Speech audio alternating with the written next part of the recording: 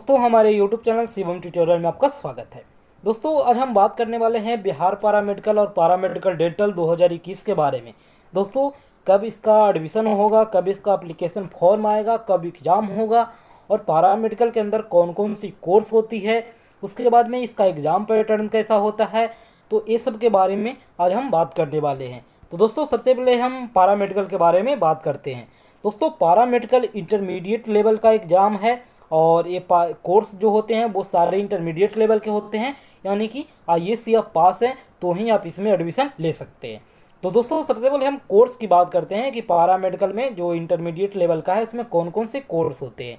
तो सबसे पहले डिप्लोमा इन फार्मेसी का कोर्स होता है, उसके बाद एक सैनिटरी इंस्पेक्टर का कोर्स होता है, उसके बाद एक ऑप्थेल्मिक असिस्टेंट का कोर्स है, एक ऑपरेशन थिएटर असिस्टेंट का कोर्स है, उसके बाद में एक लेबोरेटरी टेक्नीशियन का कोर्स है, एक्सरे टेक्नीशियन का कोर्स है, उसके बाद एक ऑर्थोटिक और प्रोस्थेटिक असिस्टेंट का कोर्स है, ए ग्रेड नर्सिंग बोलते हैं उसका कोर्स है, और एएनएम है नर्सिंग का वो भी कोर्स है। तो दोस्तों एएनएम जीएनएम ये दोनों ओनली फॉर वोमेंस है, ये दोनों बस महिलाओं के लिए है, इसमें पुरुष पार्टिसिपेट नहीं कर सकते हैं। उसके बाद में एक डेंटल मैकेनिक्स है और डेंटल हाइजेनिस्ट है। तो इतने सारे टोटल 11 कोर्स हैं जहाँ पे एडमिशन मिलता है सारे कॉलेज में। दोस्तों उसके बाद में हम एलिजिबिलिटी की बात करते हैं। तो सबसे पहले हम डिप्लोमा इन फार्मेसी का एलिजिबिलिटी देखते हैं। तो दोस्तों अगर कोई स्टूडेंट आईएससी पास है, फिजिक्स केमिस्ट्री मैथ या बायोलॉजी और इंग्लिश से एडमिशन ले सकता है। एग्ज़ाम दे करके अच्छे रैंक आते हैं तो आपको एडमिशन मिल जाएंगे, लेकिन उसके साथ जो पास होना चाहिए वो फिजिक्स केमिस्ट्री और इंग्लिश में पास होना चाहिए और साइड से मैथ या बायोलॉजी होना चाहिए। दोस्तों उसके बाद में जीएनएम कोर्स के एलिजिबिलिटी की बात करते हैं। तो सबसे पहले आपको बता दें कि ए ग्रेड नर्सिंग का जनरल नर्सिंग और मिडवाइफरी है, और दोस्तों ये केवल वुमेन्स कैंडिडेट के लिए है।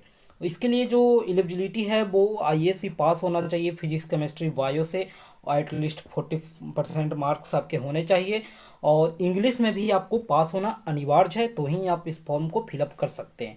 दोस्तों उसके बाद एससी एसटी के जो भी कैंडिडेट होंगे उनको जो प्राप्त अंक है यानी जितने मार्क्स आए हैं उसमें 5% की छूट मिलेगी, यानी 5% कम भी होंगे 40% से तो भी आपका एडमिशन हो जाएगा।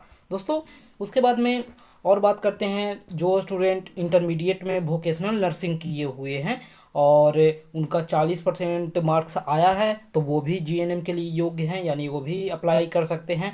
और वैसे स्टूडेंट जो एएनएम कोर्स पास हैं और चाह रहे हैं कि हम जीएनएम कर लें, तो एएनएम में अगर आपका 40% मार्क्स आया है तो आप जीएनएम के लिए योग्य हैं, यानी आप अप्लाई कर सकते हैं। तो दोस्तों ये इसकी एलिजिबिलिटी थी। उसके बाद हम एएनएम नर्सिंग कोर्स है उसकी एलिजिबिलिटी की बात करते हैं। तो ये कोर्स भी केवल महिलाओं के लिए है और इसमें आपका आईएएस पास होना चाहिए 40% मार्क्स के साथ, और इंग्लिश में भी पास होना चाहिए, तो आप अप्लाई कर सकते हैं और अच्छे नंबर लाकर एडमिशन ले सकते हैं। दोस्तों उसके बाद हम डेंटल मैकेनिक्स और डेंटल हाइजीनिस्ट की बात करें तो इस कोर्स में एडमिशन के लिए आपको फिजिक्स केमिस्ट्री और बायो एवं इंग्लिश में पास होना चाहिए 50% मार्क्स के साथ, और आईएससी डिग्री से आपके पास होना चाहिए, यानी फिजिक्स केमिस्ट्री पास करोगे तो आईएससी आपका पास होना चाहिए 50% मार्क्स के साथ। उसके बाद में शेष जो भी कोर्स हैं, चाहे वो लैब टेक्नीशियन हो, एक्सरे टेक्नीशियन हो, ओटी असिस्टेंट हो, तो ये सब कोर्स के लिए आपका फिजिक्स केमिस्ट्री बायो और इंग्लिश में अगर पास हैं तो आप एलिजिबल हैं, ये सब कोर्स में आप एडमिशन के लिए अप्लाई कर सकते हैं। दोस्तों हम पैरामेडिकल के लिए मिनिमम उम्र की बात करें तो पैरामेडिकल के लिए मिनिमम उम्र रखा गया है 17 साल और मैक्सिमम एज 32 साल रखा गया है। उसके बाद जीएनएम के लिए जो मैक्सिमम एज है वो 35 साल रखा गया है और मिनिमम 17 साल है। दोस्तों इसके लिए आपका आवेदन के लिए बिहार राज्य का निवासी होना चाहिए, और अगर आप बिहार के आदमी नहीं हैं तो आपके माता पिता या कोई बिहार में जॉब करते हैं तो आप फॉर्म को, कल एग्ज़ाम पैटर्न के बारे में बात करें तो इसका जो एग्ज़ाम के लिए जो टाइम दिया जाता है वो 2 घंटा 15 मिनट का टाइम होता है, और इसका जो फुल मार्क्स है वो 450 नंबर है, यानी 450 नंबर का एग्ज़ाम होता है। इसमें प्रश्न जो पूछे जाते हैं वो जनरल साइंस में फिजिक्स केमिस्ट्री और बायोलॉजी से पूछे जाते हैं, और टोटल 25 प्रश्न पूछे जाते हैं जो 125 नंबर का होता है। उसके बाद में क्वांटिटेटिव एप्टीट्यूड से प्रश्न पूछे जाते हैं, जिसमें 15 प्रश्न पूछे जाते हैं और इसका मार्क्स टोटल 75 होता है। उसके बाद हिंदी से 15 प्रश्न, इंग्लिश से 15 प्रश्न और जीके से 20 प्रश्न पूछे जाते हैं, जनरल नॉलेज यानी सामान्य ज्ञान से। तो सामान्य ज्ञान से टोटल 20 प्रश्न, टोटल 100 नंबर का, और हिंदी इंग्लिश से 15-15 प्रश्न, टोटल 75 नंबर का। तो इतने सारे सब्जेक्ट से प्रश्न पूछे जाते हैं दोस्तों। उसके बाद में हम बात करते हैं हिंदी, इंग्लिश और जीके का। तो ये तीनों सब्जेक्ट है वो इंटरमीडिएट लेवल का क्वेश्चन पूछे जाएंगे। और उसके बाद में क्वांटिटेटिव एप्टीट्यूड है, और जो भी जीएस रह गए तो वो 10th लेवल के प्रश्न पूछे जाएंगे आपसे। तो दोस्तों प्रिपरेशन की बात करें तो प्रिपरेशन के लिए आप सिंपली बाज़ार से कोई गाइड खरीद ले, उससे प्रिपरेशन कर सकते। फिर प्रीवियस ईयर का क्वेश्चन है उससे प्रिपरेशन अपना कर सकते। और सबसे अच्छा वही रहेगा कि आप गाइड खरीद लें और प्रैक्टिस सेट्स को सोल्व करें, और वहाँ से आपका प्रिपरेशन हो जाएगा दोस्तों। उसके बाद हम पारामेडिकल डेंटल की बात करें, इसका जो शॉर्ट है वो पीएमडी है, पारामेडिकल डेंटल। तो इसमें आपको बता दें कि ये 10th लेवल का एग्ज़ाम होता है। अगर कोई स्टूडेंट 10th पास है और वो चाहता है तो इस फॉर्म को भरकर एडमिशन ले सकता है दोस्तों। इसके लिए जो कोर्स है वो ड्रेसर का है, यानी आपको परिधापक का कोर्स पढ़ना होता है। और इसकी एलिजिबिलिटी है कि अगर कोई स्टूडेंट 10th पास है एनी बोर्ड से, हिंदी या इंग्लिश बोर्ड यानी कि बिहार बोर्ड या सीबीएसई बोर्ड से, तो आप फॉर्म को फिलअप कर सकते हैं। और आपका इंग्लिश और साइंस के साथ पास होना चाहिए, जो कि ज़्यादातर स्टूडेंट 10th में वही सब लेते ही हैं। तो आप आराम से फॉर्म को फिलअप कर सकते हैं दोस्तों।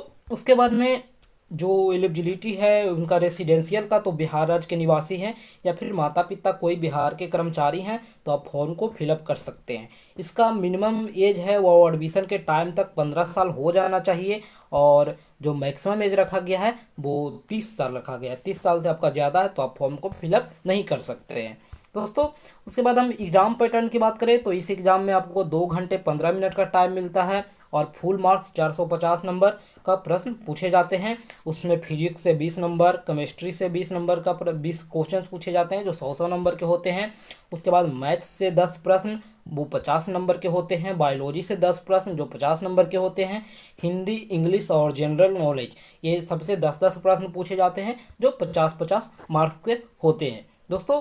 उसमें आपको बता दें एग्ज़ाम का जो लेवल है वो 10th लेवल के प्रश्न पूछे जाते हैं। और प्रिपरेशन के लिए आप मार्केट से कोई अरिहंत पब्लिकेशन का एक क्वेश्चन बैंक ले लें या फिर गाइड ले लें तो आपकी अच्छी प्रिपरेशन हो सकती है। बाकी आपने अच्छे से अपने सब्जेक्ट की पढ़ाई की होगी 10th या 12th में, तो आपका प्रिपरेशन अच्छे से हो जाएगी। प्रिपरेशन के लिए बहुत ज़्यादा टेंशन नहीं लेना है दोस्तों। और हम फ़ी की बात करते हैं तो पारामेडिकल और पारामेडिकल डेंटल का कोई एक कोर्स का फ़ी देखें तो फ़ी ओबीसी और जनरल कैटेगरी के लिए 750 रुपये रखा गया है। वहीं एससी, एसटी और डिसेबल्ड कोटा के जो स्टूडेंट होंगे उनके लिए 480 रुपये रखा गया है दोस्तों। अब उसके बाद एक और सवाल उठ रहा होगा कि 2021 का फॉर्म कब आएगा, एग्ज़ाम कब होगा। तो दोस्तों फॉर्म आने की जो उम्मीद है वो मई लास्ट वीक में आने की बहुत ज़्यादा उम्मीद है, या फिर जून के फर्स्ट वीक में भी जा सकता है। पूरे जून इसका आवेदन के लिए 1 महीने का टाइम मिलेगा, और जुलाई में आपका एग्ज़ाम हो सकता है दोस्तों। लेकिन अभी कोरोना समय चल रहा है तो बहुत कुछ चेंजेज हो सकते हैं, लेकिन ज़्यादातर उम्मीद है कि मई लास्ट तक अभी इसका जो फॉर्म है वो आ जाएगा। और दोस्तों हम एडमिशन प्रोसेस की बात करें तो आप का फॉर्म आएगा, आप एग्ज़ाम दोगे, एग्ज़ाम के बाद आपका रैंक कार्ड आएगा, रिजल्ट जारी होगा। उसके बाद में आपको बीसीएसई बोर्ड के थ्रू काउंसलिंग करवानी पड़ती है। काउंसलिंग में आपको चॉइस देना पड़ता है। चॉइस के बाद आपको कॉलेज अलॉट होता है। कॉलेज अलॉट होने के बाद आपको एडमिशन कॉलेज में होता है। तो ये इसकी एडमिशन प्रोसेस है। तो दोस्तों वीडियो पसंद आए तो लाइक करें।